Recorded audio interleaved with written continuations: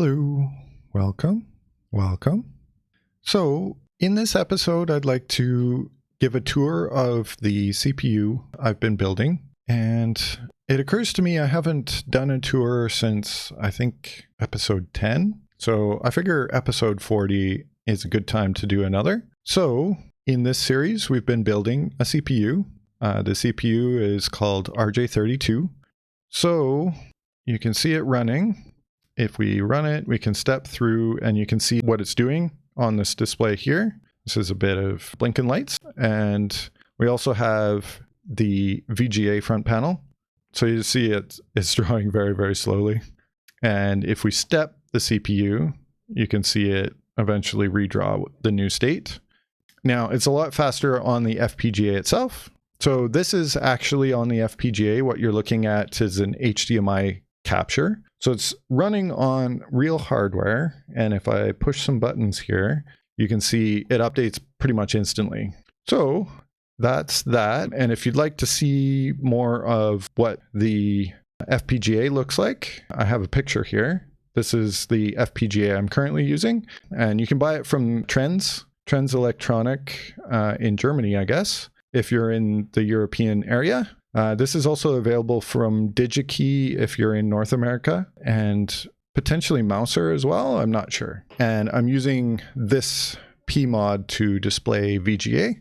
If you'd like to try it out for yourself, this is up on GitHub. So I have all of the digital files are in this folder here.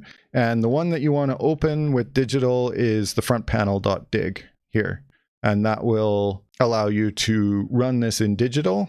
You can also run it on an FPGA, although you might have some work ahead of you to get it working properly. That's in the HDL folder. So there's a make file here. If you run make ICE0, it'll build it and upload it to the Raspberry Pi that's connected to the ICE0. The ICE0 requires a Raspberry Pi just for programming. It doesn't use it for anything else. Also in this folder, I think there's some information on the boards. So that's how you run it. And I have more information on the GitHub here. Eventually, I'm going to be adding a lot more documentation. I just have to get around to it. So we've got the instructions. So this is the instruction set format. And I have some of the instructions detailed in here, but I haven't had time to go through and document the rest of them. There's a little bit of documentation on the debug bus and how that works. I've started on a bit of an architecture diagram. This is a high-level overview of the CPU. Instructions come in from the program memory. They flow through the fetch unit into the decode unit. The decode unit instructs the register file to fetch some registers, and they end up going through the decode unit because the muxes for the registers are in there. Also, the instruction flows through to the control unit, and the control unit basically has control over the entire CPU. From the decode unit, the operands go into the execute unit to execute, basically. So this is where the ALU is, the arithmetic logic unit. Instructions can also end up going to data memory. Data memory is separate from program memory. They have separate buses. So you can't read program memory or write to it for that matter. Although I do have some plans to maybe relax that a little bit. We'll see. And then there's a write back module that is basically a mux. And then the result is stored in the register file. And one thing to keep in mind is this is a load store architecture. Like you can't add two numbers and store it directly into memory. You have to add two numbers, put it in a register, and then store that register in memory. And same thing for getting operands from memory. You have to first put them in a register, and then you can do math on them. So in here, you can see the CPU itself. So this kind of looks like the diagram that I just showed. We have the fetch unit on the left-hand side. And on the left here, we have the buses going out to the program memory. So fetch unit, we have the decode unit. The control unit is off to the side, kind of. And here's the execute unit. And then we have the write back unit, and we have memory access over here, and then the memory bus is down on the bottom over here. So if we go from left to right, we have the fetch unit. The fetch unit just takes the instruction and sends it through an instruction register and out to the decode unit for the instruction to get decoded. The program counter and associated logic is also in here. So we've got logic for jumping, and we've got logic for fetching, and the fetch can be disabled and the jump doesn't happen when it's not enabled. We have the decode unit, and this is where instructions are decoded. So the instruction comes in on the left and gets split into all of its different fields. Part of those fields end up going through the instruction decoder, and the instruction decoder splits the instruction itself apart into various opcodes. So this is what generates all of the opcodes within the system, because in the instruction itself, there's not enough bits to just put the opcode in it. It needs to be encoded in order to make room for the immediate fields. And so that's this section. And then we have the muxes for figuring out the immediate field and the left and right buses, what goes out on them. RSVal and RDVal come from the register file, and they usually go out on the left and right buses, but sometimes you can have either an immediate, and the immediate usually goes out on the right bus, but if there's a jump going on, then it'll go out on the left bus. That's kind of a hack. I'd like to get rid of that somehow, but I can't think of how to do that. And after the decode unit, there's the control unit. The control unit has a sequencer in it, and that was recently built as well. The sequencer controls what microcode instruction we execute next, and there's a way to conditionally execute that instruction or move to a different instruction. There's a lot of logic in here, and actually there is a bug. Yeah, load store failed. So I did find a bug with load and store, where if you jump immediately after a load or a store, it doesn't actually do the jump. So there's a bug probably in this busy logic, or it's in the stall logic over here. So I need to look at that. For now, I've just been inserting a NOP after a load or store before I do a jump, and that seems to work fine. So that's that. And then additionally in here, we've got the microcode. So the microcode just sits in a ROM. And there's actually not very much. There's only 6 address bits, which means there's 64 locations for microcode. And the microcode is just compiled from an assembly file. So if we go into here, you can find the microcode in here. These are all of the control signals that come out of the microcode. So if you see in here how there's all of these signals that come out of the microcode ROM, this is just a splitter, and it's splitting out to all of these various signals. That is specified as bit flags in here. So that's what all of these are doing. And then as part of the instruction itself, the bit fields are all just ORed together. So that's how those are specified. And then optionally, some of the instructions take a true jump position and a false jump position, as well as a condition to do it under. And that's what's happening with the load and store here, is it turns on the memory request line and does an add in the ALU to calculate the address. And then it waits for an ACK from the memory. And conditionally, it'll jump to either load done if the ACK does come in, or load wait if it doesn't. And if we jump down below where that's specified, then you can see on load done, then it just writes the register with the memory data. But if it has to wait again, it just does the same thing. It just keeps the address constant and waits for the ACK to come in. So the first 32 locations in the microcode ROM are the instructions themselves, and they're directly encoded. So each address is the actual opcode of the instruction. And then the upper 32 opcodes are extra opcodes for anything that takes more than one cycle. So that's the microcode. And then we've got stall logic. And the stall logic is mainly useful for the FPGA because it runs at many megahertz. And if it didn't stall, then you wouldn't be able to single step it on the FPGA. which you obviously can do here. So this functionality requires a stall line because otherwise the clock is just running so fast that you wouldn't be able to see anything that's happening. So that's what the stall logic is all about. And then moving on from the control unit, we've got the execute unit, and this is the ALU. The ALU is kind of an unoptimized classic muck style ALU.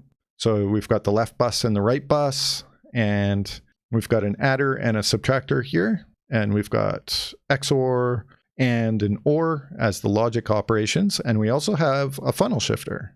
So the funnel shifter essentially just shifts right a 32-bit value, and that 32-bit value is some combination of the input operand, and that allows it to shift left just by moving the operand to the other side. And this is a subtractor here, and that'll subtract the amount to figure out how to do a left shift with only right shifts being available. And the reason I did it this way was, well, there's two reasons. One, the C compiler expects fast shifts, and it's really difficult to tell a C compiler to stop doing that.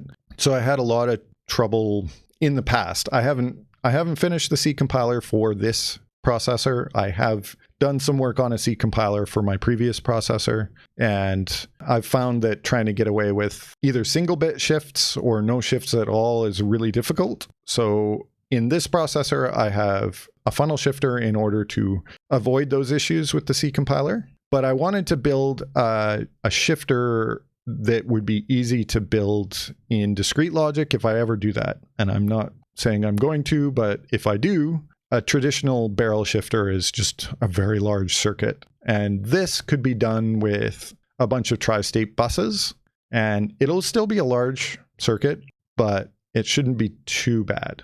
So that is available in the execute unit. And then on the right-hand side here, this is how conditional logic is done in the processor. So there's a single flag, I guess you could say, and that flag skips the next instruction when it's high.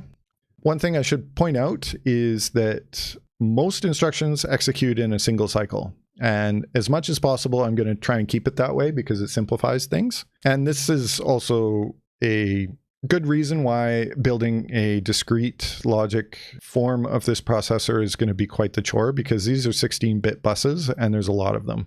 There's two here, there's two here, the left and right buses. There's 16-bit buses going to each of the memory buses. So there's a program memory bus over here, and there's a data memory bus down here. And each of those have an address as well as the data. So there's just a lot of buses, and it's going to be a lot of, wires going everywhere. So I don't know if I want to do that. If I did build it with discrete logic, I might want to simplify it and try and remove as many buses as possible. But we'll see. It's still kind of just rattling around in my head. I don't know if I want to do it or not. There are other options. That is just keeping it in an FPGA. Like an FPGA runs it really nice and fast. So I might just stick with that. We'll see. So we've got the execute unit, and then we've got the write back unit. Write back unit is just a mux. Like there's really nothing special in here. And then we've got memory access. Memory access doesn't do anything. It just runs the signals to the outputs, and that's basically it right now. Eventually, maybe there'll be more logic in here, but if it stays this simple, I might just remove this module entirely. And then, of course, there's the register file. And the only two other modules I haven't talked about are the clock control. The clock control needs a rework because these asynchronous flip-flops are difficult to get right. The circuit mostly works, but sometimes it glitches out. And this is the debug bus. So the debug bus basically bundles all of the signals within the processor together into a single bus and sends the values over that bus serially, so one by one. So you can get most of the internal signals off of that debug bus. And this will come in handy once we've got a serial port. We can use the serial port to download the internal state of the processor. And it's also already quite handy for rendering the various debugging displays that I have. So I'm not going to go into too much detail on this, but this is detailed quite extensively on the GitHub. So if you're really curious how the debug bus works, I documented it fairly well in here. So feel free to have a look at that. And you can see the debug bus running through all of these modules here. So it's able to pull the values that it's interested in off of the debug bus and then just pass the debug bus through. So this circuit is just waiting until the debug bus has a certain address, and then it pulls that address off into a register and stores that for later use. So this processor also has a VGA circuit, and that's here. Currently, all it does is render the display. So it renders the digits that you see in here, and that's it. So you can get an idea of what's happening inside of the processor, and you can see the contents of all of the registers. I have plans to make this quite a bit better, and I am in the process of designing a completely new replacement for this, and that's likely what the next few videos will be about. So we've got the ability to render the debug bus, and I've got a circuit in here that runs a bit of microcode that does that rendering. You've got a microcode ROM, and the microcode ROM just has some instructions for how to render everything and where to render it. And there's a bit of a program counter. The decoding of the microcode is really simple. It's basically just a field for which instruction, and there's only room for 8 instructions. Only 7 of them are currently used. The rest of the instruction just ends up going on a bus that can go into some registers, and those registers are like the position that it would draw, the offset, the color that it would draw, whether or not to draw, etc. And there's various types of data. So there's a circuit that takes the debug bus and figures out how to render that. And the microcode figures out where and what color. So there's num to ASCII here. This converts it actually from binary into decimal. So there's a binary to decimal converter here. It's a very large circuit, but it's reused for each of the different values that get rendered. And you can see there's a register between each of these because otherwise this would be too slow. So this is quite pipelined. And because this is pipelined, I have to account for that this takes several cycles to actually render things. So in the microcode for the display circuit, it can do subroutine calls, and there's some NOPs in here to give it time for the hexadecimal to decimal conversion to work. So the microcode basically just says, take this value on the debug bus and render it at this position, and then it calls num. Num just goes through and waits for the value to come from the debug bus and be available, and then just plots it on the screen at those offsets. And yeah, it's basically how it works.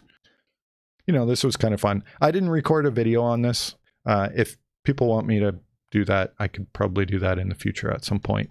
But the new VGA circuit will come first before I do this. Yeah, so that's what's over here. And then over here is the display circuit. The display circuit is basically VGA sync signals. And yeah, there's a bit of a state machine in here, and it's got a counter. And it generates the horizontal and vertical sync, and a little bit of logic for determining where the H blank and the V blank are. And then there's a text generation unit. The text generation unit has changed a little bit since last time. I added the ability for multiple colors. It's currently has up to 3 colors. And yeah, but the new circuit is going to have quite a bit more than 3 colors. So looking forward to that. And this is highly pipelined to make it fast enough. So that's what these registers are doing. They're pipeline registers. So that is that. That is the VGA circuit. So I hope you've enjoyed the tour of the processor so far. The next few episodes, I'm going to be going into probably some VGA, rebuilding the VGA circuit to be fast and also to support at least tile maps and hopefully also sprites. I think that'll be really exciting. So far, my VGA videos have been the most popular ones, so clearly people want to see more of that. And I've been having lots of fun designing that. So yeah, thank you very much for watching. I hope you have a great day. Bye.